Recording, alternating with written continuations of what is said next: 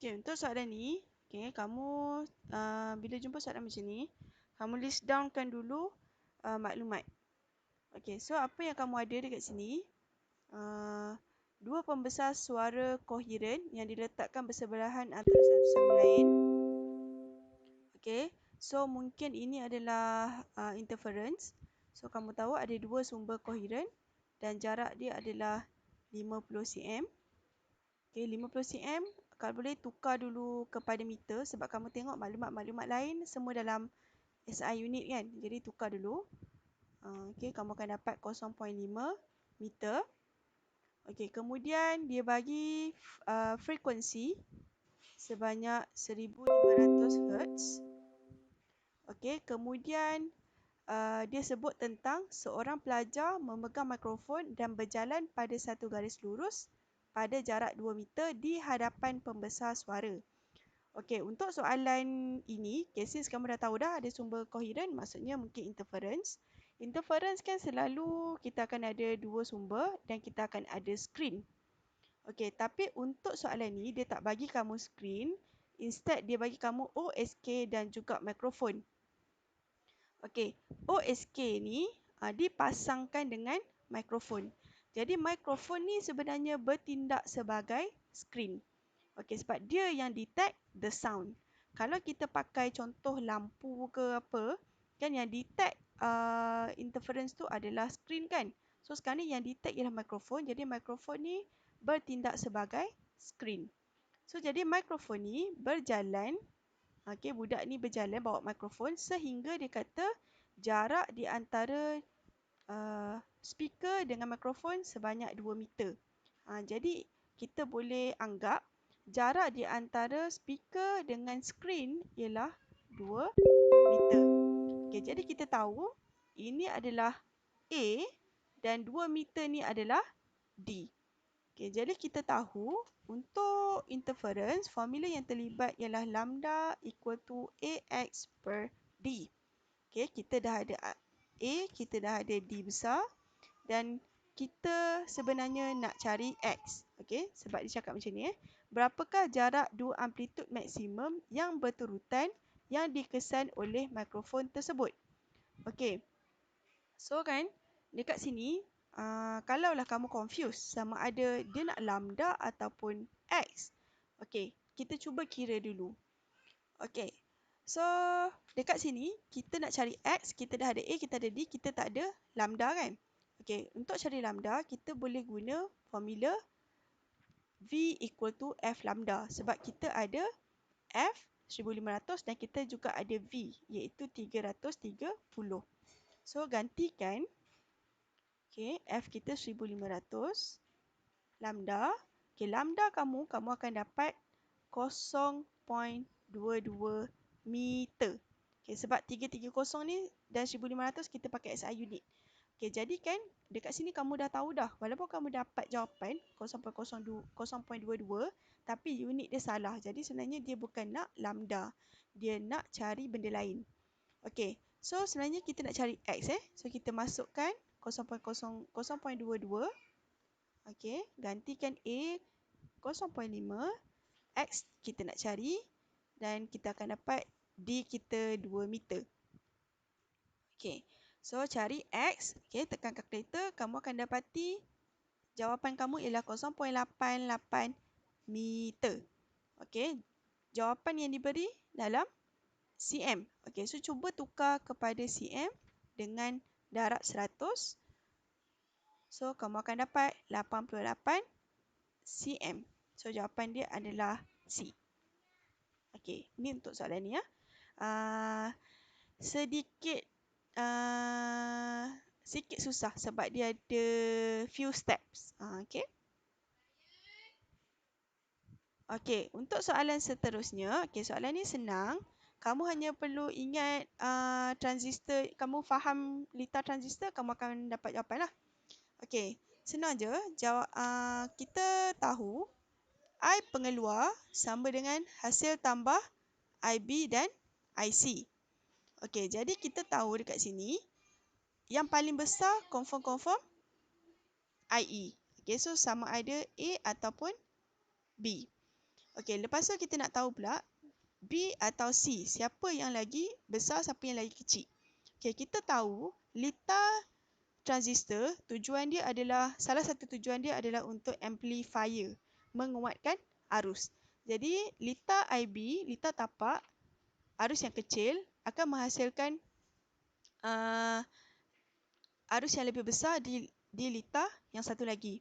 Jadi kita tahu IB lebih kecil daripada IC. So kalau dekat antara A dengan B, yang mana yang menunjukkan IB lagi kecil daripada IC? A kan? So jadi jawapan dia adalah A.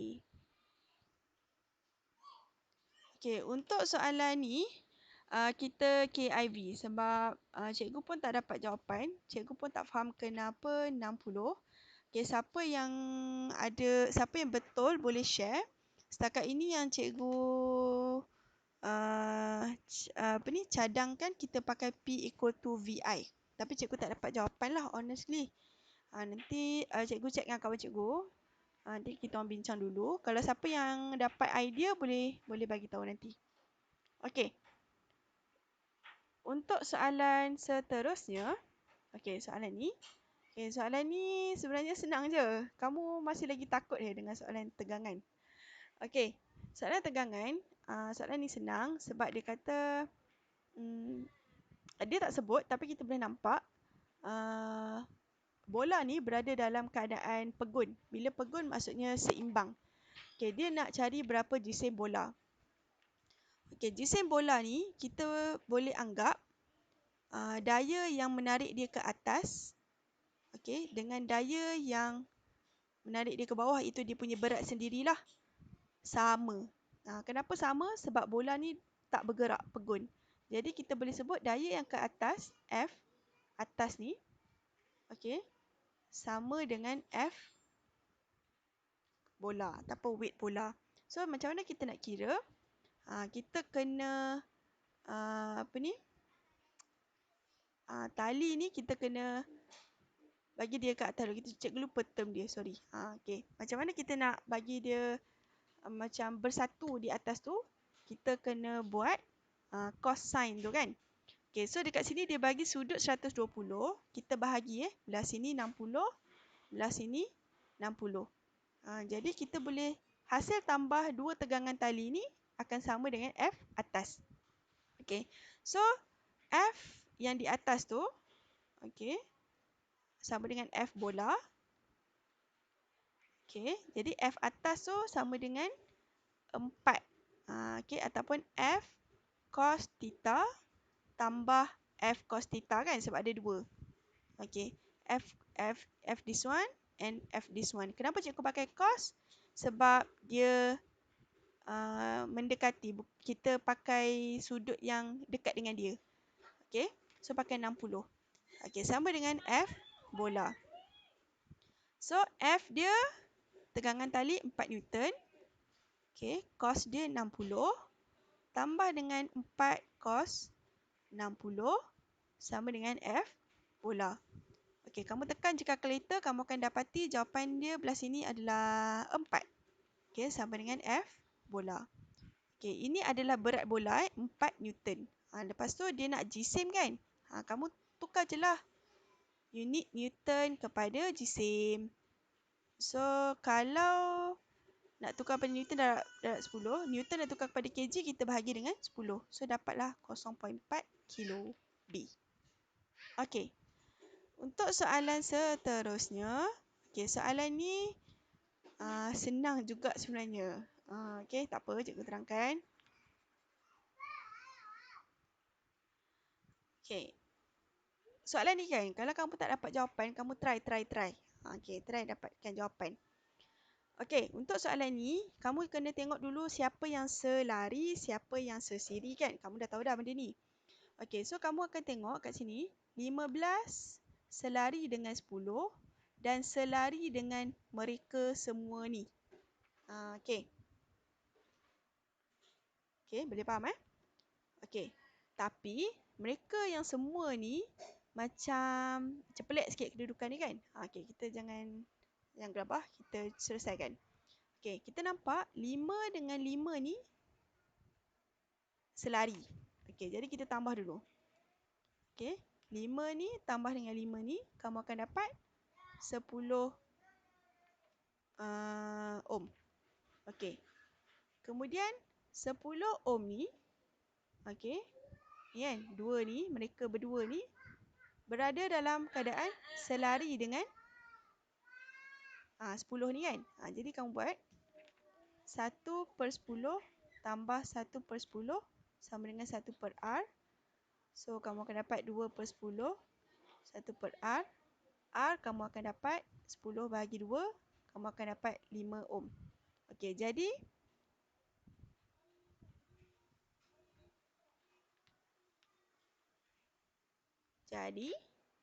semua ni 5 ohm.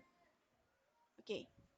Kan cikgu dah cakap dah tadi, 15, 10 adalah sesiri dengan semua ni. Jadi kita simply tambahlah. 15 ohm tambah 10 ohm tambah 5 ohm. 15 tambah 10, 25. 25 tambah 5. Mana cikgu punya? 30 ohm. So, dapatlah A. Okey, cikgu ulang. Okey, 15, 10 adalah sesiri dengan mereka semua ini. Okey, tapi mereka semua ini nampak macam kompleks. So, kita selesaikan dulu. Selesaikan yang mana paling mudah. 5 tambah 5. Kemudian 5 tambah 5 ni kamu dapat 10. Dia adalah selari dengan 10. So, cikgu dah kira. Cikgu dapat 5. Okey, kemudian 5 ni simply tambah dengan 10. Tambah dengan 15. Okey, itu saja. Senang kan? Okey, untuk soalan ni. Soalan sodium ni cikgu rasa sebenarnya dia typo. Bukan typo, dia salah bagi jawapan. So, betul dah sebenarnya apa yang kamu buat tu. Kamu akan dapat jawapan C kan? Tapi dia bagi jawapan B kan? Sebenarnya cikgu rasa betul dah. Sebab dia kata berapa banyakkah natrium 24 yang mereput. Okey, cara buat dia ialah, okey, kamu ambil 90 hours ni bahagi dengan 15 hours. Okey, sebab dia kata sodium 24 ni mempunyai separuh hayat 15 jam. So, jadi 90 kamu bahagi dengan 15, kamu nak tengok ada berapa separuh hayat. So, kamu akan dapati ada separuh hayat dia ada 6. Okey, jadi kamu buat 6 anak panah. 1, 2, 3, 4, 5, 6. Okey, kita start dengan 180 bahagi 2, kamu akan dapat 90. 90, ni setiap ni half life lah ni. Okey, 90 bahagi 2, kamu akan dapat 45. 45 bahagi 2, kamu akan dapat 22.5. 22.5 bahagi 2, dapat 11.25. Okey, bahagi lagi 2, dapat 5.625. Okey, bahagi lagi 2, kamu akan dapat 2.81. Okey, lepas tu dia tanya berapakah yang sudah mereput. Jadi, kamu kena tolak 180 dengan yang tinggal 281. So, dapat 177.19. So, jawapan dia betul C. Okey. Okey. Untuk soalan yang second last. Okey, second last. Okey, ini adalah tenaga nuklear.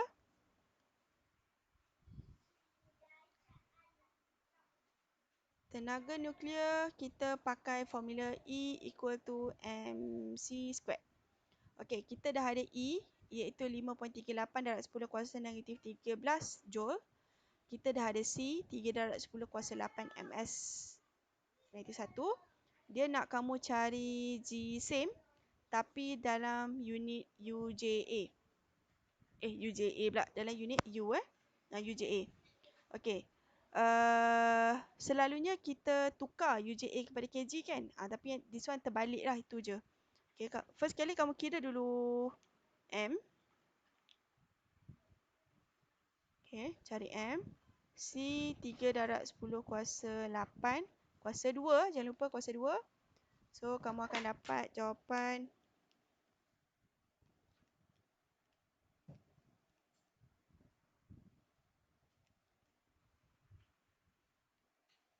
3.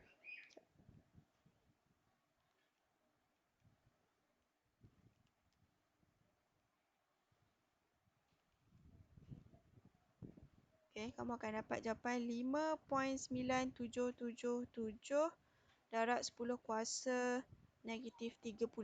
Ini dalam kg. So, kamu kena tukar kepada U. Kamu bahagikan dengan 1.66 darab 10 kuasa negatif 27.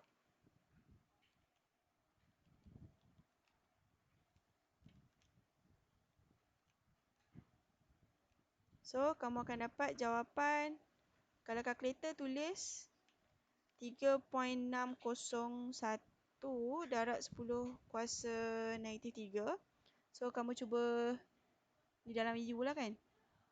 Okey, anjak 1, 2, 3.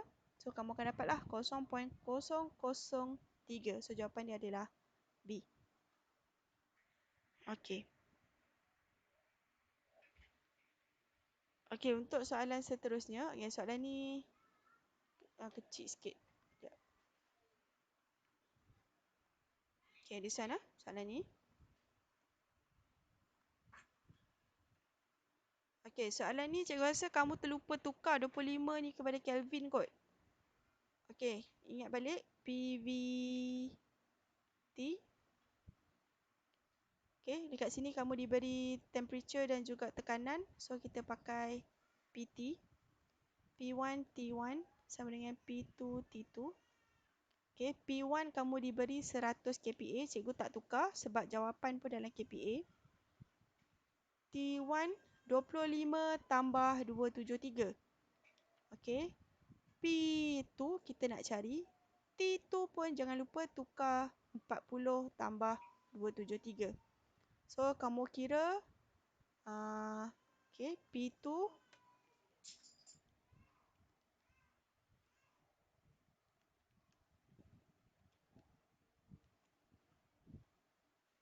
okey, jawapan dia adalah C, 105 kPa.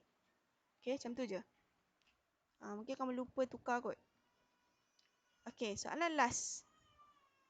Okey, soalan last. Okey, dia beri kamu muatan haba tentu. Muatan haba tentu ialah kuantiti haba yang diperlukan untuk menaikkan 1 darjah Celsius. Okey. Antara pernyataan berikut yang manakah benar tentang sifat-sifat terma? Okey.